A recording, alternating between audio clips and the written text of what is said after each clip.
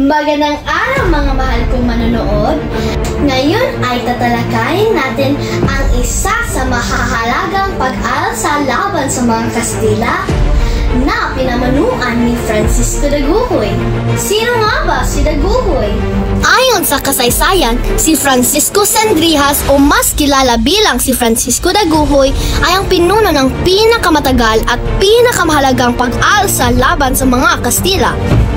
Mula sa taong 1744 hanggang 1829, o mahigit 8 dekada ang itinagal ng himagsikang ito sa probinsya ng Bohol. Ano-ano naman kaya ang dahilan ng pag-aalsa ito?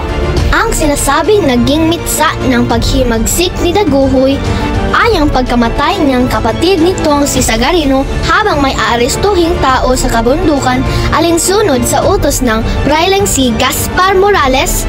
Subalit, unang nasawi si Sagarino sa engkwentrong ito. Bagamat nakiusap si Daguhoy kay Morales na bigyan ng Kristiyanong libing ang kapatid nito, bagkus ay mariin itong tinanggihan ng simbahan. 3 araw ding pinabayaan mabulok ang labi ni Sagarino sa harap ng simbahan na lalong ikinagalit ni Daguhoy. Dahil sa pangyayaring ito, hinikayat ni Daguhoy ang mamamayang Boholano na lumaban. Nagtago at bumuo ng malayang pamayanan sina Daguhoy kasama ang 3,000 na mga tao sa kabundukan at mga kuweba malayo sa pamahalang Espanyol. Ngunit alam niyo ba? Ang isang mas malalim na dahilan kung bakit nagaklas ang mga Boholano ay ang hindi makatarungan polo iserbisyo o sa pilitang paggawa. Maraming naabusong karapatan at pamilyang napabayaan at naghirap dahil sa mapang-aliping patakaran ng mga Kastila. Sa loob ng 8 dekadang ito, maraming mga ekspedisyon ang naipadala ng mga Espanyol na natalo ng pangkat ni Daguhoy.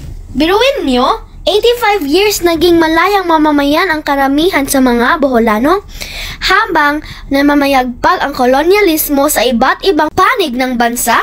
Kaya naman, ay nararapat na palagahan ang katapangan at kadakilaan ng ating mga ninunong lumaban para sa ating mga karapatan. Ito po ulit si Chelsea na nagsasabing pagitingan ng mga ninuno, inspirasyon ng batang Pilipino.